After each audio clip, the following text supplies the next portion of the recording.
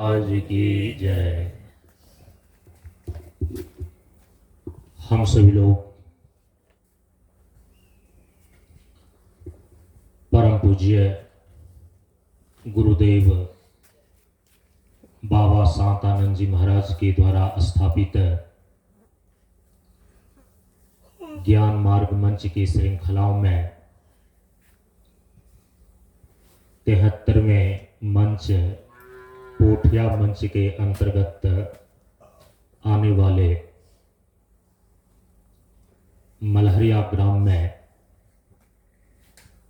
2 दिवसीय आयोजित ज्ञान मार्ग सत्संग कार्यक्रम के आज दूसरे दिन के अपराह्नकालीन सत्संग में 24 मार्च सन 2025 ईस्वी को उपस्थित हैं। वैदिक परंपरा के अंतर्गत यज्ञ के प्रारंभ में होने वाले वैदिक पाठ अथ पुरुष सूक्त।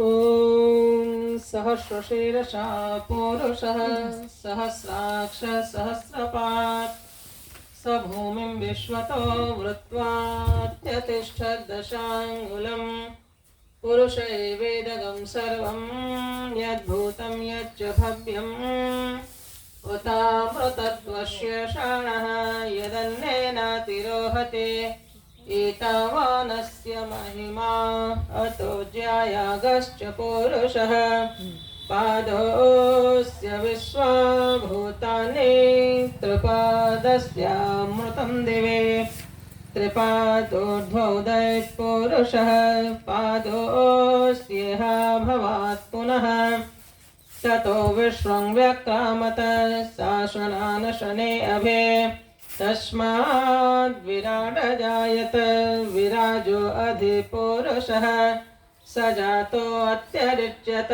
पश्चात् भूमिमथो पुरः यत्पुरुषेण हविषा देवा यज्ञमतन्वत वसन्तो अस्यासीदाज्यं ग्रीष्मयुध्म शरद्धविः सप्तास्यासन् परिधयः त्रिसप्तशमिधः कृताः देवा यद्यज्ञं तन्वानाः अभग्नन् पुरुषं पशुं तं यज्ञं बर्हिषि प्रोक्षन् पुरुषं जातमग्रतः तेन देवा अयजन्त साध्या ऋषयश्च ये तस्माद् यज्ञात् सर्वहुतः संभृतं पृषदाज्यं पशुगस्तागश्चक्रे वायव्यान् आरण्यान् ग्राम्याश्च ये तस्माद् यज्ञात् सर्वहुतः ऋचसामानि जज्ञिरे छन्दागंसि जज्ञिरे तस्मात् यजुस्तस्मादजायत तस्मादस्वा अजायन्त ये के च भयादतः गावः जज्ञिरे तस्मात् जाता अजावयः यत्पुरुषं व्यदधो कतिधा व्यकल्पयन् मुखं किमस्य कौ बाहो कौरुपदावुच्यते ब्राह्मणोऽस्य मुखमासीत् बाहुराजन्यः कृतः उरु तदस्य यद्वैश्यः पद्भ्यागं शूद्रो अजायत चन्द्रमा मनसो जातः चक्षुः सूर्यो अजायत मुखादिन्द्राश्चग्निश्च प्राणात् वायुरजायत नाभ्या आसेदन्तरिक्षं श्रेष्णोद्यो समवर्तत पद्भ्यां भूमिर्दिशः श्रोत्रात् तथा लोकागम् अकल्पयन् वेदाहमेतं पुरुषं महान्तम् आदित्यवर्णं तमसस्तु पारे सर्वाणि रूपाणि विचित्य धीरः नामानि कृत्वाभिवदन्यदास्ते धाता पुरस्ताद्यमुदा जहार शक्रः प्रविद्वान् प्रदिशश्च तस्रः तमेवं विद्वान् अमृतैः भवते नान्या पन्था अयनाय विद्यते यज्ञेन यज्ञमयजन्त देवाः तानि धर्माणि प्रथमान्यासन् तेहनाकं महिमानः सचन्ते यत्र पूर्वे साध्याशन्ति देवाः आभ्यशम्भूत पृथिव्यैरसाच्च विश्वकर्मणः समवर्तताधे तस्य त्वष्टा विदधाद्रोपमेति तत्पुरुषस्य विश्वमाजानमग्रे वेदाहमेतं पुरुषं महान्तम् आदित्यवर्णं तमसः परस्तात् तमेवं विद्वानमृतैः भवते नान्यपन्था विद्यते यनाय प्रजापतिश्चरति गर्भे अन्तः अजायमानो बहुधा विजायते तस्य धीरा परिजानन्ति योनिं मरीचीनां पदमिच्छन्ति वेधसः यो देवेभ्यः तपति यो देवानां पुरोहितः पूर्वो यो देवेभ्यो जातः नमो रोचाय ब्राह्मये रुचं ब्राह्मं जनयन्तः देवा अग्रे तदब्रुवन् यस्त्वैवं ब्राह्मणो विद्यात् तस्य देवा सन्वशे हृष्यते लक्ष्मीश्च पत्न्यौ अहोरात्रे पार्श्वे नक्षत्राणि रूपम् अश्विनौ व्यात्तम् इष्टं मणिषाण अमुं मणिषाण सर्वं मणिषाण ॐ शान्ति शान्ति शान्ति ॐ नमस्ते अस्तु भगवन् विश्वेश्वराय महादेवाय त्र्यम्बकाय त्रिपुरान्तकाय त्रिकालाग्निकालाय कालाग्निरुद्राय नीलकण्ठाय मृत्युञ्जयाय सर्वेश्वराय सदाशिवाय श्रीमन्महादेवाय नमः ॐ चिन्मयं व्यापि यत्सर्वं त्रैलोक्यं सचराचरं तत्पदं दर्शितं येन तस्मै श्रीगुरुवे नमः गुरुर्ब्रह्मा गुरुर्विष्णुः गुरुर्देवो महेश्वरः गुरुरेव परं ब्रह्म तस्मै श्रीगुरुवे नमः त्वमेव माता च पिता त्वमेव बन्धुश्च सखा त्वमेव विद्या द्रविणं त्वमेव सर्वं मम देव देव त्वमेव सर्वं मम देव देव। प्रेम से बोलिए श्री सद्गुरुनाथ महाराज की जय। अथ गणपत्यथर्वशीर्षोपनिषत्। ॐ नमस्ते गणपतये त्वमेव प्रत्यक्षं तत्त्वमसि त्वमेव केवलं कर्तासि त्वमेव केवलं धर्तासि त्वमेव केवलं हर्तासि त्वमेव सर्वं खल्विदं ब्रह्मासि त्वं साक्षादात्मासि नित्यं ऋतं वच्मे सत्यं वच्मे अवत्वं मामवक्तारम् अवश्रोतारम् अवदातारम् अवधातारम् अवानोचानमवशिष्यम् अवपश्चात्तात् अवपुरस्तात् अवोत्तरात्तात् अवदक्षिणात्तात् अवचोर्ध्वात्तात् अवधरात्तात् सर्वतो मां पाहि पाहि समन्तात्।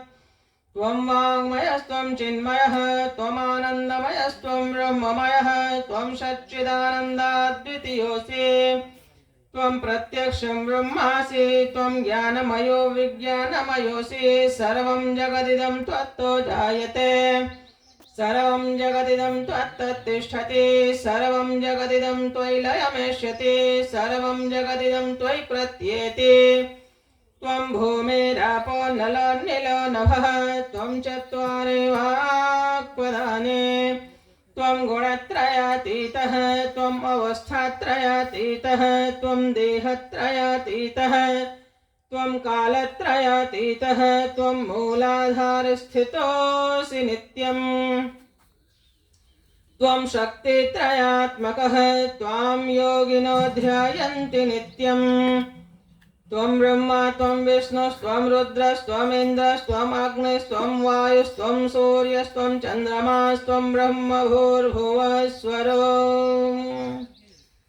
गणादें पूर्वमुच्चार्य वर्णादें सदन्तरम् अनुस्वार परतरः अर्धेन्दुलसितं तारेण रिद्धम् एतत्तमनुस्वरूपम् गकारः पूर्वरूपम् अकारो मध्यमरूपम् अनुस्वारश्चान्त्यरूपम् बिन्दुरुत्तररूपम् नादसन्धानं षगंहिता सन्धिः शैषा गणेशविद्या गणकर्षिः निश्चिद्गायत्री छन्दः गणपतिर्देवता ॐ गङ्गणपतये नमः एकदन्ताय विद्महे वक्रतुण्डाय धीमहि तन्नो दन्तिः प्रचोदयात् एकदन्तं चतुर्हस्तं पाशमङ्कुशधारिणं रदं च वरदं हस्तैर्बिभ्राणं मूषकध्वजम् रक्तं लम्बोदरं शूर्पकर्णकं रक्तवाससं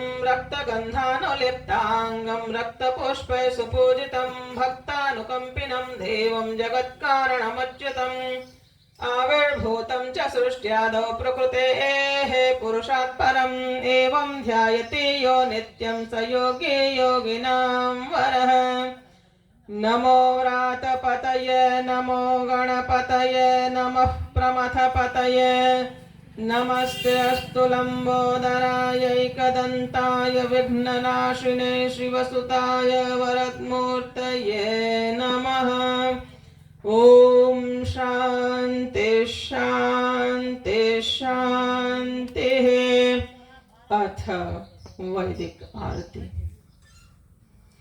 ॐ राजाधिराजाय प्रशय्यशाहिने नमो वयं वै श्रवणाय कुर्महे समे कामान् कामकामाय मह्यं कामेश्वरो वै श्रवणो दधातु कुबेराय वै श्रवणाय महाराजाय नमः ॐ न कर्मणा न प्रजया धनेन त्यागेनैके अमृतत्वमानशुः परेण नाकं निहितं गुहायां बिभ्राजते तद्यतयो विशन्ति वेदान्तविज्ञानसुनिश्चितार्थाः सन्न्यासयोगाद्यतय शुद्धसत्त्वाः ते ब्रह्मलोकेषु परान्तकाले परामृतात् परिमुच्यन्ति सर्वे दहरं विपापं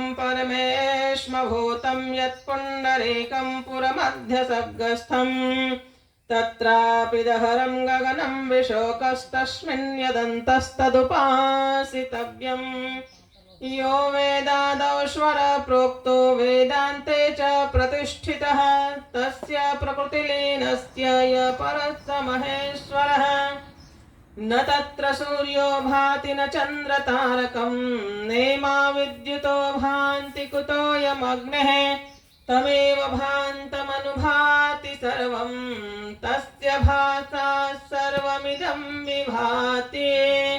प्रेम से बोली श्री पुरुषोत्तम नारायण भगवान की जय। ओम पूर्णमद पूर्णमिदं पूर्णात् पूर्णमुदच्यते पूर्णस्य पूर्णमादाय पूर्णमेवावशिष्यते। ओम शांति शांति शांतिः। हरिः ओम श्री गुरुभ्यो नमः। हरिः ओम।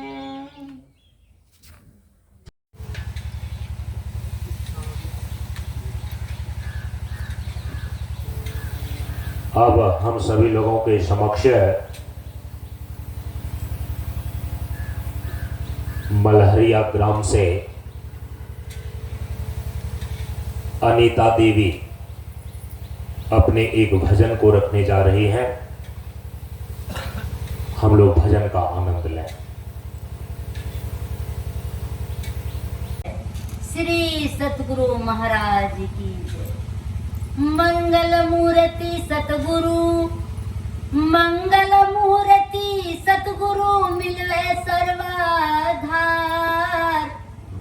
मंगलमय मंगल करना बिनमो बारंबार। धन्य धन सतगुरु सुखदा, धन्य धन सतगुरु सुखदा, महिमा कही न जाए। जो कुछ कहूँ तुम्हारे कृपा, मोहते कुछ ना बसाए। बोल दे प्रेम से सतगुरु महाराज की जय। मनुष्य जन्म अनमोल रे, मनुष्य जन्म अनमोल रे भाई। मिट्टी में मत घोल रे। अब जो मिला है फिर न मिलेंगे, कभी नहीं कभी नहीं कभी नहीं रे। अब जो मिला है फिर न मिलेंगे, कभी नहीं कभी नहीं कभी नहीं रे। मनुष्य जन्म अनमोल रे भाई, मिट्टी में मत घोल रे।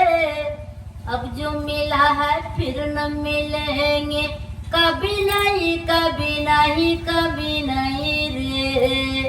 अब जो मिला है फिर न मिलेंगे, कभी नहीं कभी नहीं कभी नहीं रे।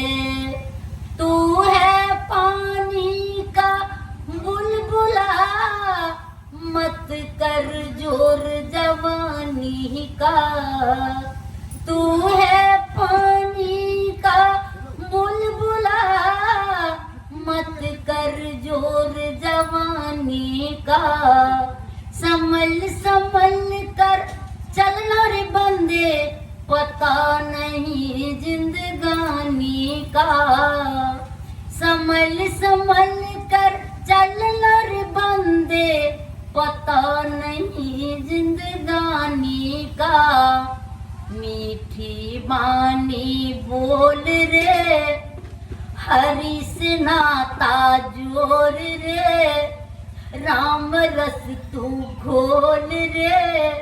अब जो मिला है फिर न मिलेंगे, कभी नहीं कभी नहीं कभी नहीं रे। अब जो मिला है फिर न मिलेंगे, कभी नहीं कभी नहीं कभी नहीं रे। मनुष्य जन्म अनमोल रे भाई, मिट्टी में मत घोल रे। अब जो मिला है फिर न मिलेंगे, कभी नहीं कभी नहीं कभी नहीं रे। अब जो मिला है फिर न मिलेंगे, कभी नहीं कभी नहीं कभी नहीं रे। मनुष्य जन्म अनमोल रे भाई, मिट्टी में मत घोल रे। अब जो मिला है फिर न मिलेंगे, कभी नहीं कभी नहीं कभी नहीं रे। आज नहीं अतवार है, ये मतलब का संसार है। आज नहीं अतवार है, ये मतलब का संसार है। थम थम कर चलना रे बंदे, फूल नहीं अंगार है। थम थम कर चलना रे बंदे, फूल नहीं अंगार है। अब तो अखिया खोल रे, अब तो अखिया खोल रे। प्रभु से नाता जोड़ रे, हरि के नाम तू बोल रे। राम रस तू घोल रे। अब जो मिला है फिर न मिलेंगे, कभी नहीं कभी नहीं कभी नहीं रे। अब जो मिला है फिर न मिलेंगे, कभी नहीं कभी नहीं कभी नहीं रे। मनुष्य जन्म अनमोल रे भाई, मिट्टी में मत बोल रे, अब जो मिला है फिर न मिलेंगे, कभी नहीं कभी नहीं कभी नहीं रे, अब जो मिला है फिर न मिलेंगे, कभी नहीं कभी नहीं कभी नहीं रे। तू सत्संग में आया कर, गीत प्रभु को गाया कर, तू सत्संग में जाया कर, गीत प्रभु को गाया कर। सांझ सवेरे बैठ के बंदे प्रभु को ध्यान लगाया कर, सांझ सवेरे बैठ के बंदे प्रभु को ध्यान लगाया कर। ना लगता कुछ मोल रे, हरि से नाता जोर रे, राम रस तू घोल रे, अब जो मिला है फिर न मिलेंगे, कभी नहीं कभी नहीं कभी नहीं रे, अब जो मिला है फिर न मिलेंगे, कभी नहीं कभी नहीं कभी नहीं रे। जो प्रभु शरण नहीं जाएगा, अति दुख ओ पावेगा, जो प्रभु शरण नहीं जाएगा, अति दुख ओ पावेगा, जो गुरु शरण में जाएगा, राम रस सुख पावेगा। ना लगता कुछ मोल रे, हरि से नाता जोर रे, प्रभु से नाता जोर रे, अब जो मिला है फिर न मिलेंगे, कभी नहीं कभी नहीं कभी नहीं रे, अब जो मिला है फिर न मिलेंगे, कभी नहीं कभी नहीं कभी नहीं रे। बोल दे प्रेम से सतगुरु महाराज की। खेल में जवानी में तू फूला, बचपन बीता खेल में जवानी में तू फूला, माया का गुलाम बन कर राम को तू भूला, माया का गुलाम बन कर राम को तू भूला। आएगा बूढ़ापा नहीं सुमरन होगा, कैसे सुफल मेरा जीवन होगा। आएगा बूढ़ापा नहीं सुमरन होगा, कैसे सुफल मेरा जीवन होगा। प्रेम से पुकार को गुरु को अपना लो, प्रेम से पुकार गुरु को अपना लो, प्रशांत जीवन का नाम अपने हिये में बसा लो, प्रशांत जीवन का नाम अपने हिये में बसा लो। भजन बिना नहीं दर्शन हो, कैसे सुफल मेरा जीवन होगा।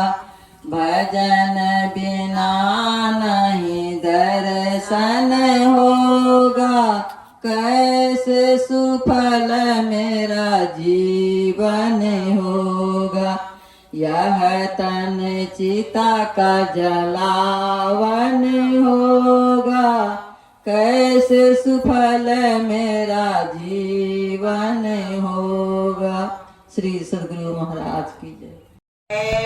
सद्गुरु महाराज की जय। प्रशांत जीवन दर्शनम।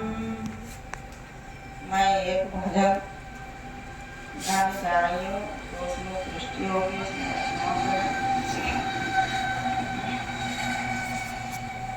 भाई हो कैसा जैबै गुरु के नगरिया मैली मोर चदरिया भाई हो कैसा जैबै गुरु के नगरिया मैली मोर चदरिया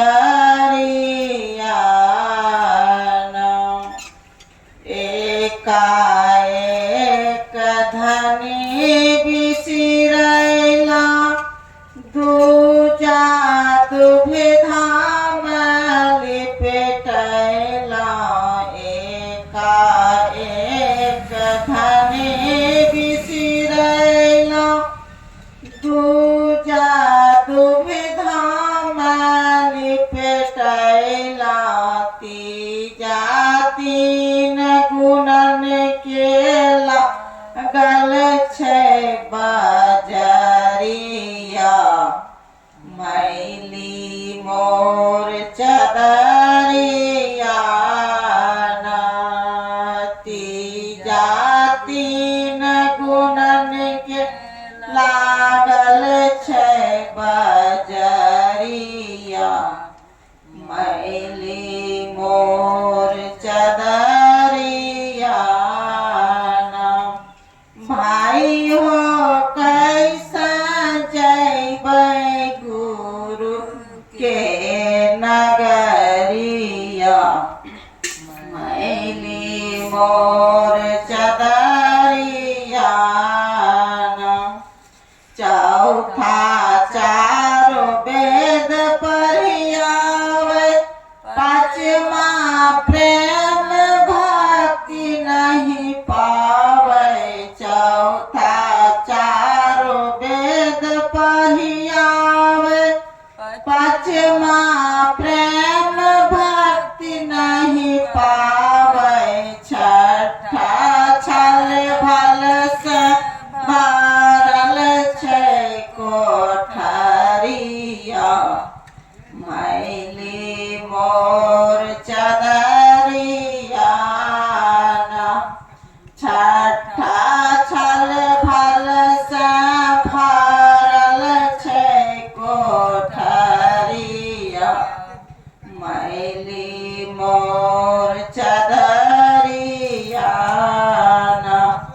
सतमा शब्द सूरत नहीं पैलो आठमा आलस में अलसैला सतमा शब्द सूरत नहीं पैलो आठमा आलस में अलसैला नामा भूली गेला गर्भ के कररिया मैली मोर चदरिया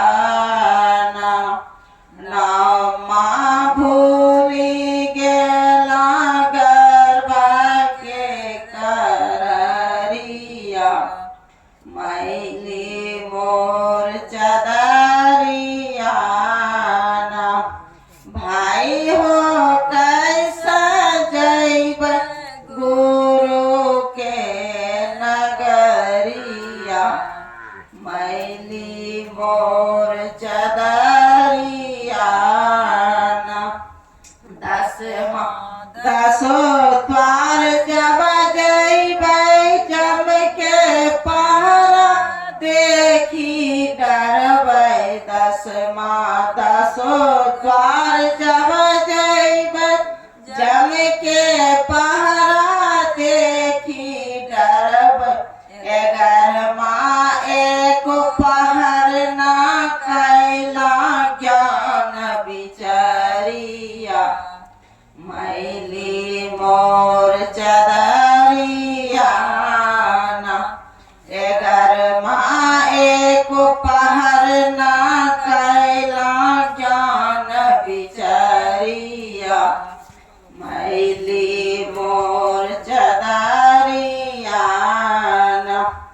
भाई हो कैसा जैबै गुरु के नगरिया मैली मोर चदरिया बरमा बार बार चेताई कहलन गरीब दास समझाई रे गरमा बरमा बार बार चेताई कहलन गरीब दास समझाई तेरा जाना होगा जमापुर कचरिया मैली मोर चदरिया तेरा जाना होगा जमापुर कचरिया मैली मोर चदरिया भाई हो कैसा जैव गुरु के नगरिया मैली मोर चदरिया। श्री सद्गुरु महाराज। हम सभी लोगों के समक्ष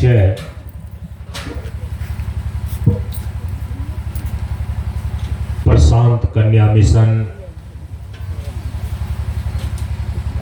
पटना से पधारी हुए ब्रह्मचारिणी पूनम दीदी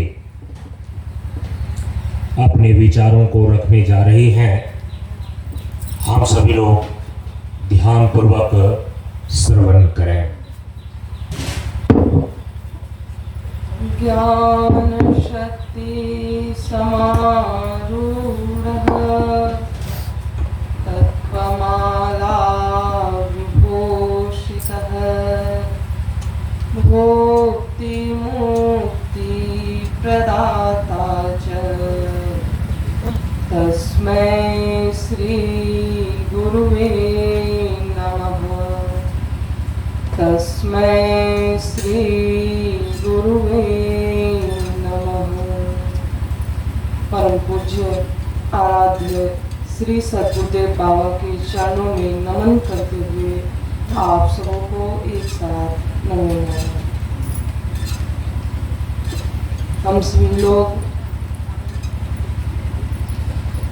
मलहरिया ग्राम ज्ञान मार्ग सत्संग 2 दिवसीय ज्ञान मार्ग सत्संग में उपस्थित हैं।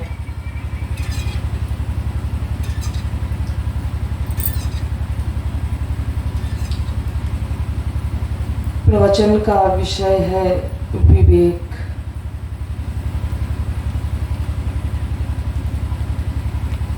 हमारे जीवन में विवेक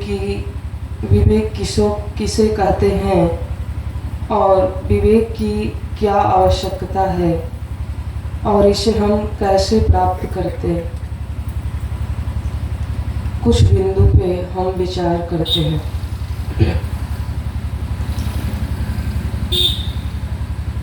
रामचरितमानस में आया है, गोस्वामी तुलसीदास जी कहते हैं, बिनु सत्संग विवेक न होई।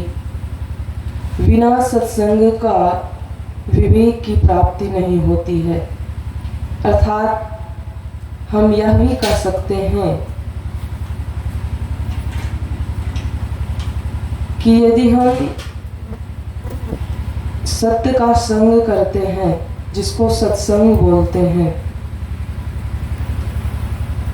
व्यवहारिक धरातल से पारमार्थिक स्थिति तक पहुंचने के लिए एक सही विवेक की आवश्यकता पड़ती है। एक सही रूप से व्यवहार करने के लिए भी आपका एक सही समझ और सही विवेक होना चाहिए। और पारमार्थिक स्थिति तभी सिद्ध होती है जब आप व्यवहारिक स्थिति को सही रूप से करते हुए उस पारमार्थिक स्थिति तक आप पहुंच पाने में समर्थ होते हैं।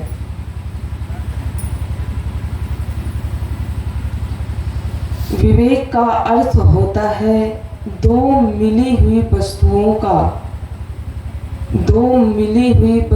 को अलग करने का जो सामर्थ्य है उसे विवेक कहते हैं। प्रश्न यहाँ उठता है कि दो कौन सी मिली हुई वस्तु है जिसको अलग करने का सामर्थ्य, उसको हम विवेक कहते हैं।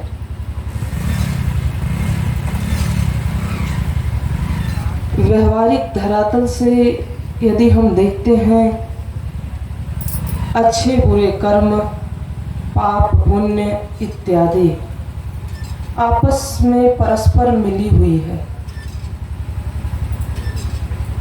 इसको अलग करने का सामर्थ्य यदि हम एक सही सत्संग में हमें प्राप्त नहीं होता है और सही सत्संग में हम पहुंच नहीं पाते हैं और किन्हीं तत्वदर्शी महापुरुषों का सानिध्य या उनका प्रवचन उपदेश हमारे जीवन में उनका श्रवण होता है, उनके मुखार बिंद से, जो कि सामूहिक रूप से सत्संग के रूप में आयोजित करके सब कोई उसका लाभ उठाते हैं। लेकिन मुख्य प्रयोजन है सत्संग का कि आपके भीतर, चाहे आप निम्न धरातल से अपने जीवन को व्यतीत कर रहे हैं, जहाँ पर भी हैं, वहाँ से अपने जीवन को उठा करके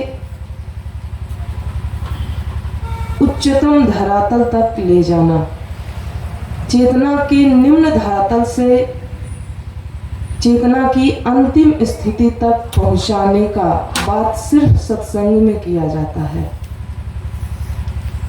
चाहे वह व्यवहारिक धरातल की बातें हो या पारमार्थिक स्थिति का, और वो बतलाने वाले संत महापुरुष होते हैं। उनके मुखार बिंद से हम उनका साक्षात श्रवण करते हैं, तब हमारे भीतर एक सही समझ उत्पन्न होता है और एक सही समझ जब हमारे भीतर उत्पन्न होता है तब हमें पता चलता है कि हमारे जीवन में क्या अच्छा है और क्या बुरा, और किसको करना चाहिए और किसको नहीं करना चाहिए। सामान्य धरातल पे हर कोई को ज्ञात होता है अच्छा बुरा का संज्ञान, लेकिन विशेष रूप से किन्हीं संत महापुरुष के प्रवचन या उपदेश से ही हमें प्राप्त होता है, इसी सत्संग से हमें प्राप्त होता है कि हमारे जीवन में हमको क्या करना चाहिए और क्या नहीं करना चाहिए। यदि हम देखें तो एक जीवन जीने की जो व्यवहारिक धरातल है, जागरण से लेकर मनुष्य विश्राम तक करता है, जो हम नित्य प्रतिदिन हम अपने जीवन में व्यवहारिक धरातल पे व्यवहार को करते हैं।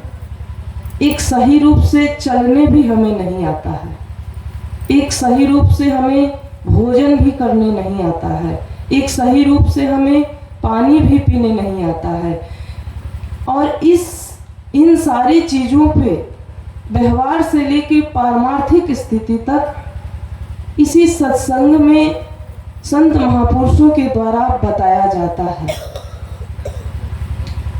ऐसे सामान्य धरातल से आपको लगता होगा कि ये सबको खाने पीने आता है, लेकिन आप यदि शास्त्र के अनुसार से अपने जीवन को उस पे ढालते हैं और चलाते हैं, तो यदि हम देखते हैं कि हमारे भीतर कितनी कमियां हैं, ये कहाँ से पता चलता है? इन संत महापुरुषों के द्वारा जो सत्संग में हमें प्रवचन के रूप में प्राप्त होता है। इसी से हमें पता चलता है कि हमारे व्यवहार में भी कितनी त्रुटियां हैं।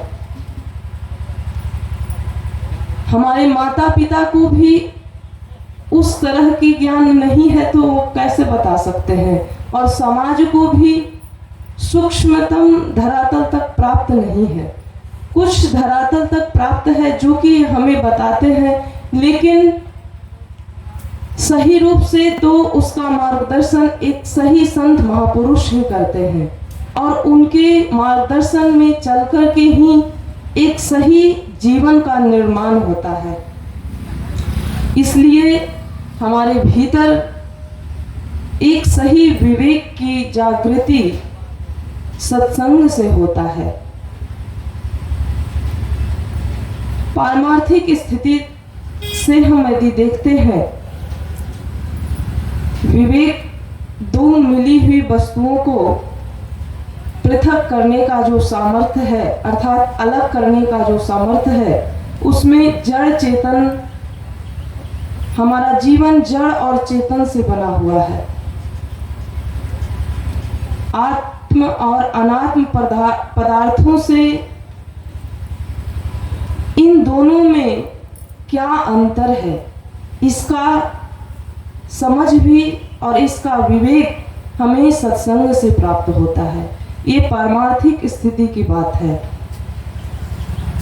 जड़ किसे कहते हैं, चेतन किसे कहते हैं, आत्मा किसे कहते हैं, अनात्म पदार्थ हमारे जीवन में क्या है, इन सारे विषयों पे हमें संत महापुरुष की वाणी से ही प्राप्त होता है, जो कि सत्संग से प्राप्त होता है, उनके उपदेश या उनका ग्रंथ का अनुशीलन करके। लेकिन सीधे यदि हम ग्रंथ को पढ़ते हैं तो उसका अर्थ भी आप सही से समझ नहीं पाएंगे। सबसे पहले अपने जीवन में यदि कोई ग्रंथ को पढ़ते हैं, बिना किन्हीं संत महापुरुष का सानिध्य लिए हुए, तो ये कोई दो मत की बात नहीं है कि आपको उसका सही अर्थ समझ में आ सके। उसका सही अर्थ समझने के लिए आपको साक्षात उनका श्रवण करना पड़ेगा। उनके मुखारविंद से जो प्रवचन के रूप में सत्संग है उसको श्रवण करना पड़ेगा, तभी हमारे जीवन में एक सही विवेक की जागृति होती है। व्यवहारिक धरातल से लेके पारमार्थिक स्थिति तक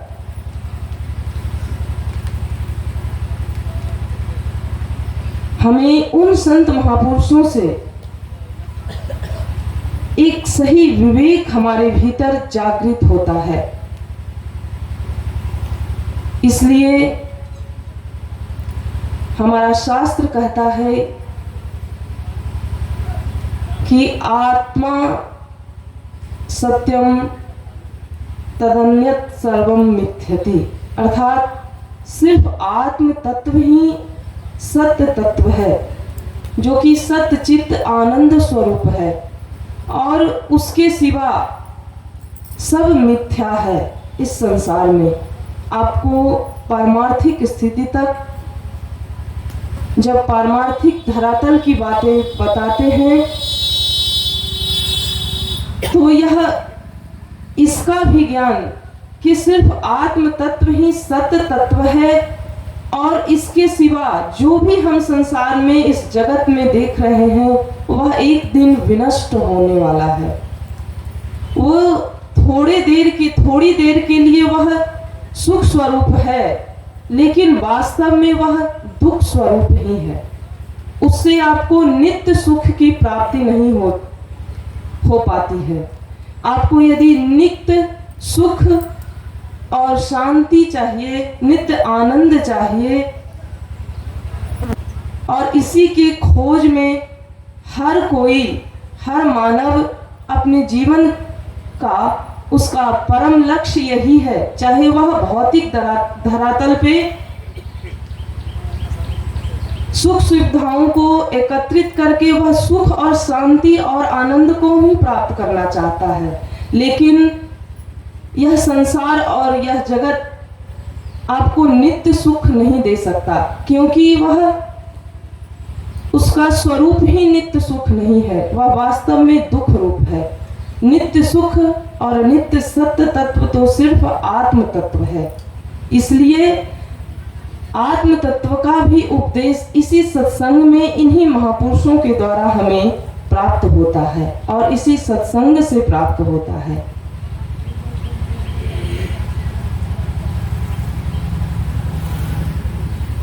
इसलिए जीवन जीने के लिए विवेक चाहिए, महापुरुषों में संबल कोई एक चाहिए। और इन्हीं संत महापुरुषों में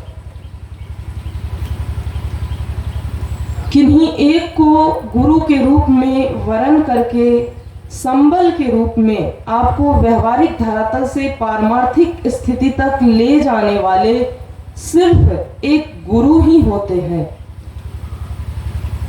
और इन महापुरुषों में आपको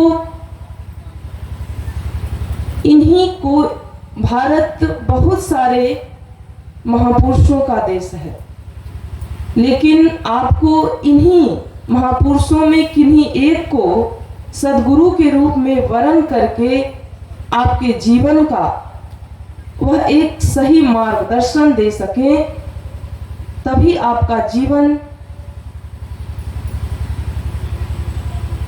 का जो मुख्य प्रयोजन है वहां तक आप पहुंच पाएंगे। इसलिए हमारे जीवन में एक सही विवेक को जागृत करने वाले यह सत्संग है और हमारे जीवन को एक पारमार्थिक स्थिति तक ले जाने वाले सद्गुरु होते हैं, जो कि इन्हीं संत महापुरुषों में आपको किन्हीं एक को वरण करके अपने जीवन में सद्गुरु की स्थापना या सद्गुरु का वरण करके अपने जीवन को कृतार्थ करते हैं।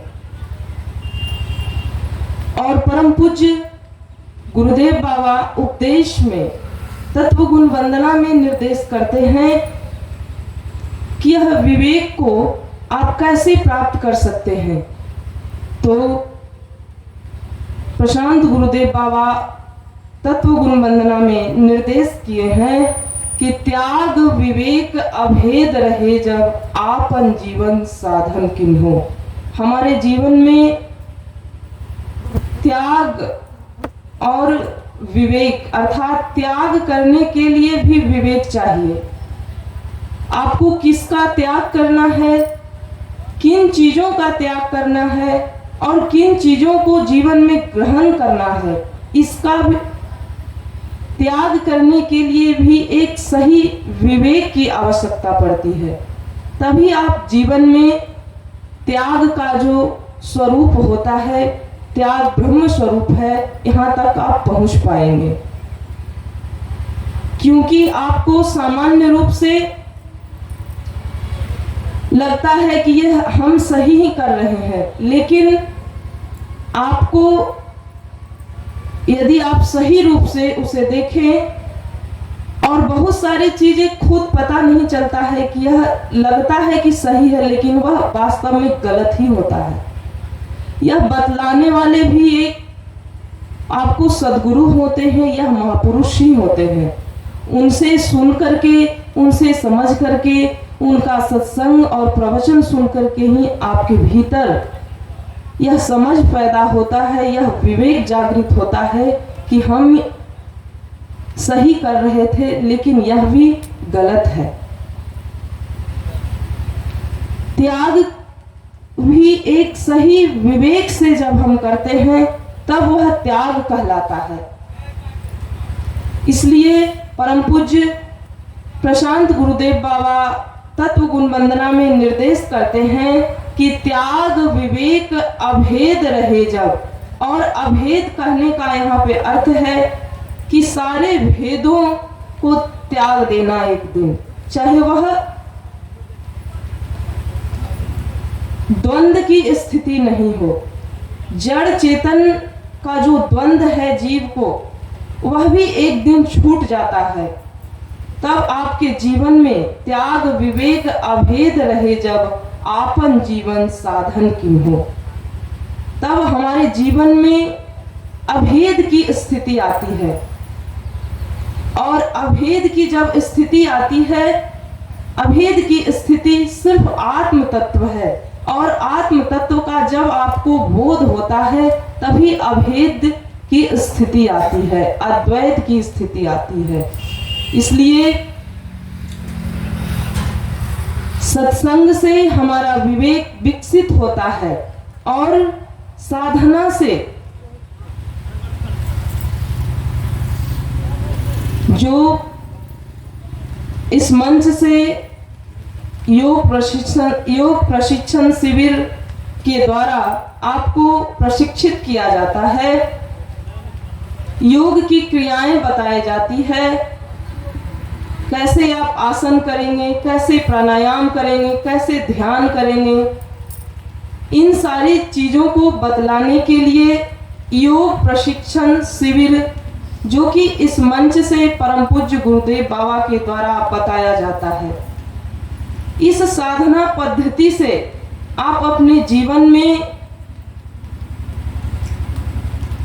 विवेक को जागृत कर सकते हैं, और सत्संग से अपने विवेक को विकसित कर सकते हैं।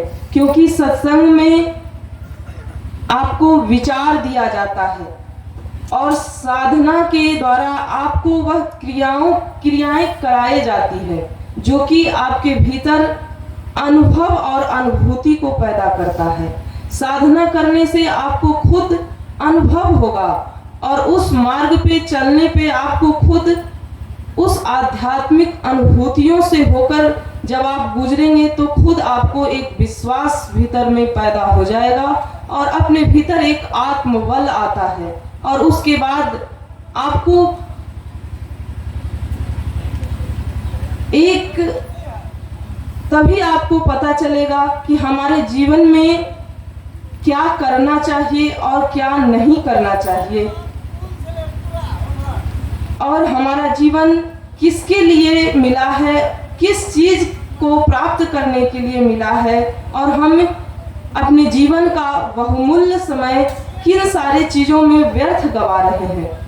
यह सारी बातें का ज्ञान सिर्फ सत्संग में बतलाया जाता है, और एक सही समझ और सही विवेक जागृत होने के बाद ही हमारे जीवन में व्यवहारिक स्तर से लेकर के पारमार्थिक स्थिति तक पहुंच पाने में समर्थ होते हैं। एक सही विवेक रूपी सूर्य हमारे जीवन में उदय हो। इन्हीं शुभ कामना के साथ अपनी वाणी को यहीं पे विराम देती हूँ। श्री सद्गुरुदेव बाबा के चरणों में नमन करते हुए आप सबों को एक साथ नमन नारायण।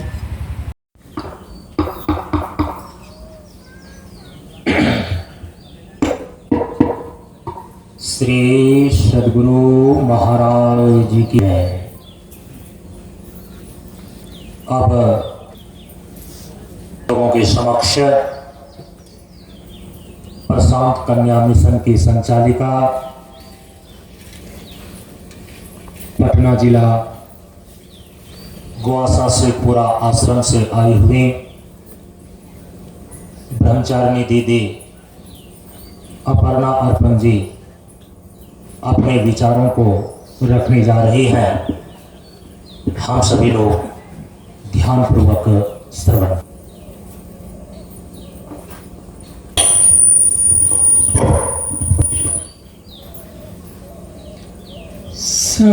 सर्वश्रुते शिरोरत्नम् विराजितपदाम्बुजः वेदान्ताम्बुजसूर्यो यः तस्मै श्रीगुरुवे नमः। तस्मै श्री गुरुवे।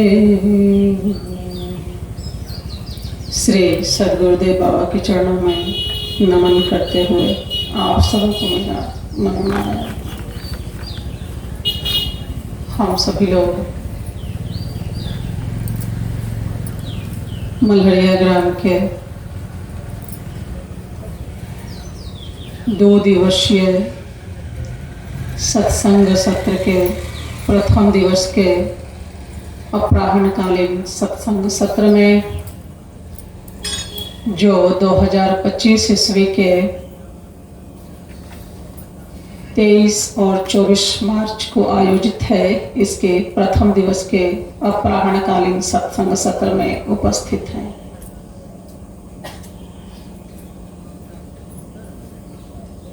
हम सभी लोग जिस सत्संग का सानिध्य प्राप्त कर रहे हैं,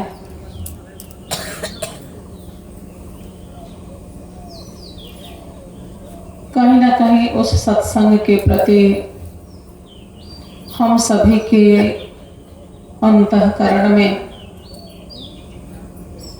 जो महिमा बुद्धि है, उसका ही यह परिणाम है कि आज यह सत्संग में हम सभी की उपस्थिति बनी हुई है। सत्संग जीवन में परमात्मा के स्मरण का एक साधन बनता है।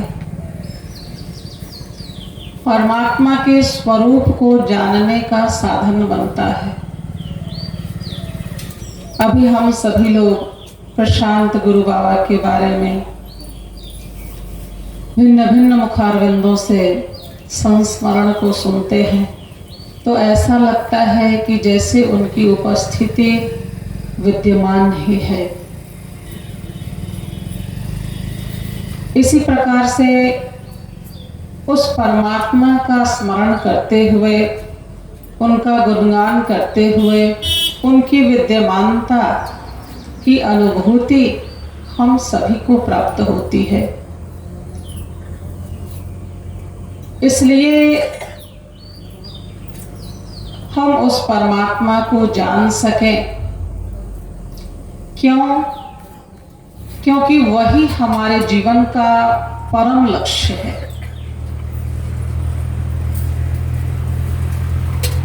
कैसे? क्योंकि वह परमात्मा सुख स्वरूप है और सुख की प्राप्ति ही हमारे जीवन का परम लक्ष्य है। हम सभी लोग सुख को ही प्राप्त करना चाहते हैं। जिसकी बुद्धि में जितना विवेक होता है, बुद्धि सभी के पास होती है, लेकिन उस बुद्धि में विवेक की प्राप्ति का होना यह भिन्न भिन्न स्तर का होता है। और अपने विवेक के अनुसार से हम अपने जीवन के लक्ष्य को प्राप्त करने का साधन